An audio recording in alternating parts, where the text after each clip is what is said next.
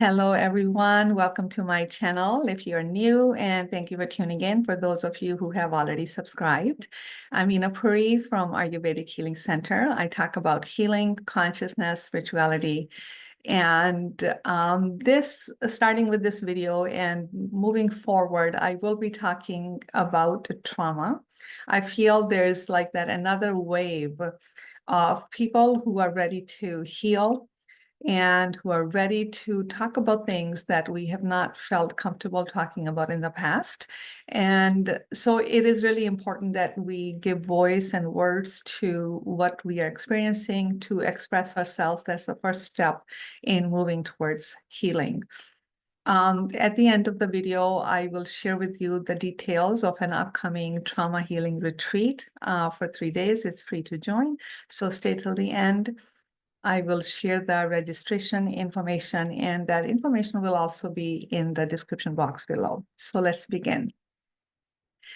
So, not too long ago, when anyone heard the word trauma, we kind of cringed around the word trauma. So we gave it other words. And the reason why we cringed, we kind of associated with the person who is traumatized is somehow damaged.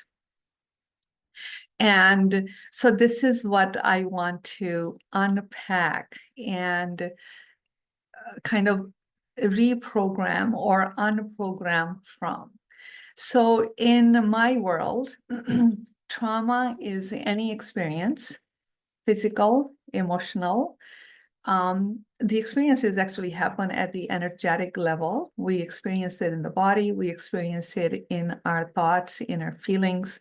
So any experience that we actually don't know what to do with is we don't know how to digest it. So I give an example of undigested food. When the body can't recognize what you're eating, it doesn't do anything with it. So that undigested food sits in the body as toxic material, and it's actually problematic, creates disease. Same way, when we're not able to digest, process, or metabolize our experiences, they sit in our subconscious as toxicity, as toxins, or as this energetic blocks that come in the way of our functioning well to carry on with day-to-day activities. So when we think of trauma as something that we have not digested, so it involves the little traumas, trauma with a little t, and the big trauma with the big T. So there is a trauma, which is major. It's a very traumatic experience, things like death, divorce, any violation or physical abuse of any kind can fall into that category. But someone flicking you off when you're driving, it may not fall into the big trauma, but it's a little T because you don't know what to do with it. What happens is you get a little intimidated. It takes a little bit of your confidence away, and you're trying to get away from the person who gave you the finger. And next time you're driving, you may have that subtle lack of confidence as you're driving because you don't want that experience to repeat. It's things, the subtle experiences that we don't necessarily pay attention to, and we don't necessarily pay attention to what's going on, the thought process that's going on in our mind, but it affects our behavior. We don't know that it affects our behavior because we don't stop and slow down enough to metabolize, to digest every experience. What happens, sleep will help us metabolize many of the experiences. That's why after a good night's sleep, you feel fresh. You feel chirpy. You feel like you have energy. You're ready to take on the day. But if you have not slept well, yesterday's experiences you're going to wake up with. And, I'm sure that you have experienced that. So, but in a course of a day, there's just myriad of experiences that we go through, and sleeping it does not resolve all of them because we don't really know the intensity on the psyche of these traumas. For somebody, when they got flicked off at the, traffic, it may be a big T because it could be linked to so many other things. For others, it may be just a little T. Okay, so how someone response from a traumatic experience depends on what has happened in the past. So each new experience that we have, or an expression of it, it has an accumulated effect. So one of the things that we want to keep in mind that each one of us has had trauma. In my work of helping people heal trauma and live healthy, balanced life, I have yet to meet a person who has not had trauma, although they may not know it when they first come in to see me, but they don't know that their symptoms are linked to the trauma until we get to working deeper. So on a higher note, trauma happens to everybody because it actually works as a catalyst for us to connect with the truth of we are. We're all born into a culture of that we are broken, we're not good enough, go ahead and fix yourself. That in itself is a traumatic programming. And for our entire life, we're chasing our tail. We're chasing our tail because we're disconnected from the truth that we are actually whole and perfect at the core, at the true essence. So trauma will happen. So it reunites us with the truth of who we are if we use the trauma as a catalyst, if we work through the trauma and find our true essence, find the truth. Why certain people will continue to be re-traumatized because they are regurgitating the past without any specific purpose, without any insight. They're not asking the question why, what, and where. They're simply reliving the experience in their psyche, in their body again and again by talking about it to no resolve. That's called, re-traumatizing yourself. That's many of us do that as we talk about our experiences to people who really don't have the resources or who really don't have the knowledge to help you. But then, they bring in their own trauma. So here becomes this trauma group where everybody just regurgitating the trauma, not knowing that not only you are get re-traumatized, but you are traumatizing other people as well. So there's a lot that we need to learn on how to kind of unpack the traumatic experiences. So you get my point, what I'm trying to say. So there's no shame on having been traumatized. And that's another programming. When there's trauma happening in someone's life, somehow it pulls in with it the shame of it, which is so misguided. If somebody flicks a finger off, and I get traumatized, this is just an example, why should I be ashamed of it? I feel bad about it. Actually, if shame needs to be, it needs to be with the person who flipped me off, right? It could have been kinder, could have been nicer, could have honked, or could have looked at me if there was something off, right?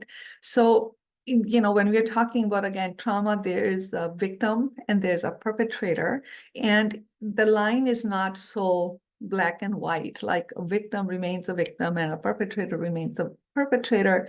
Remember that the perpetrator once was and still may be a victim of something.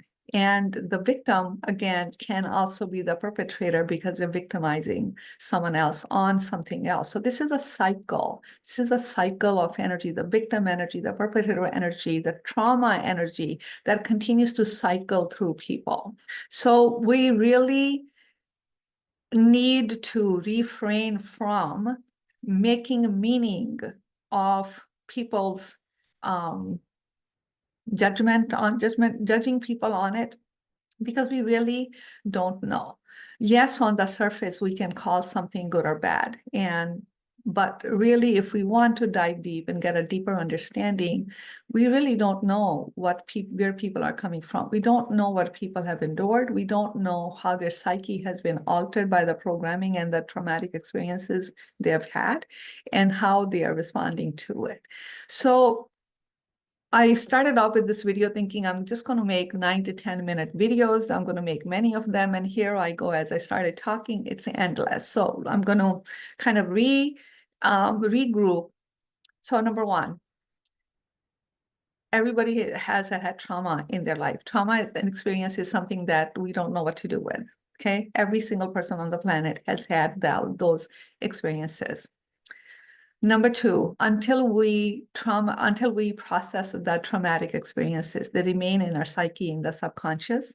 When the traumatic experiences accumulate in our psyche, in our subconscious, they operate our life. We already know that more than 90% of our life is run by our subconscious, hence the need to make conscious what is in the subconscious.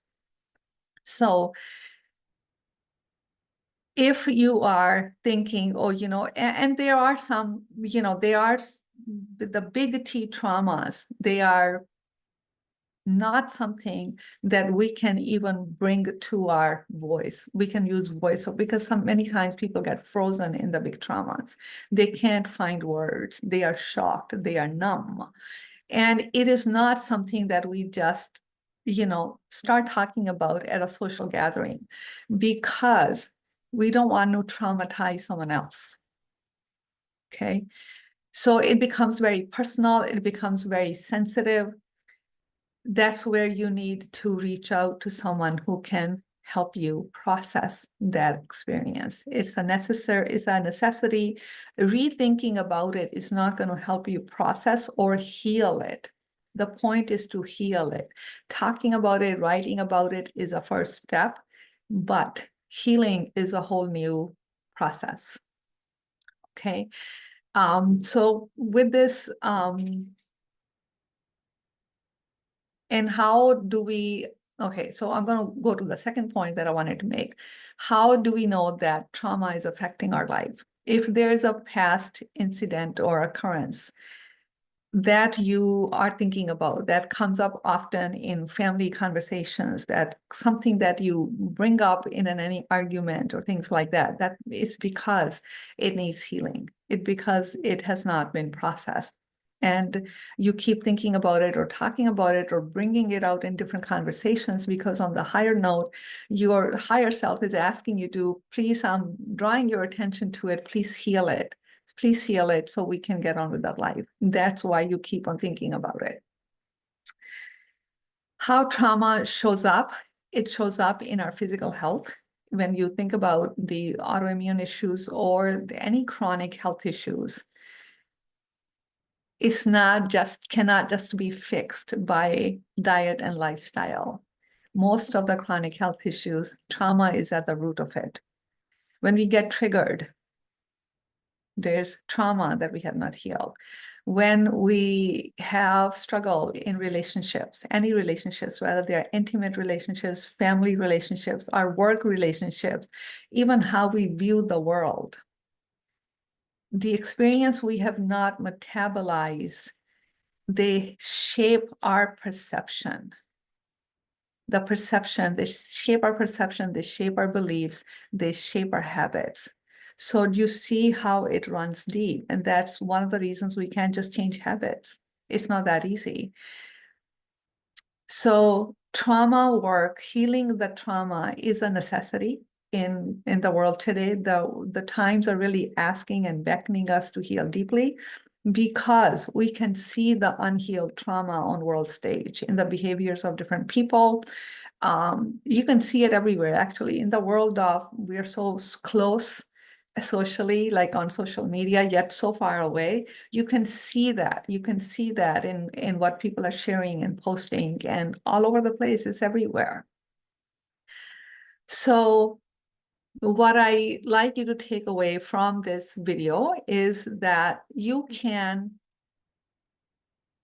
take a little inventory, a week, 10 days, physical health, your relationships, your mental, emotional health, whatever these, 2-3 categories. And for a week, how do you feel? Good, okay, not so bad.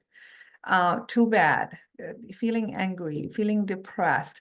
And it's really tuning into our subtle feeling sense, the inner chatter that goes on behind the background, in the background all the time, that inner chatter that we want to pay attention to. So tune into that and take a look after 7 or 10 days. It'll tell you the state of your mental, physical health. it's important to put it on a piece of paper because we tend to normalize it. If we live this way day in, day out, it becomes normal. We think that this is how life is. So we want to kind of decipher, and we want to unpack our own self, our own being. What are we thinking? What are we feeling? How's the body feeling? How's our day-to-day functioning? How are our relationships?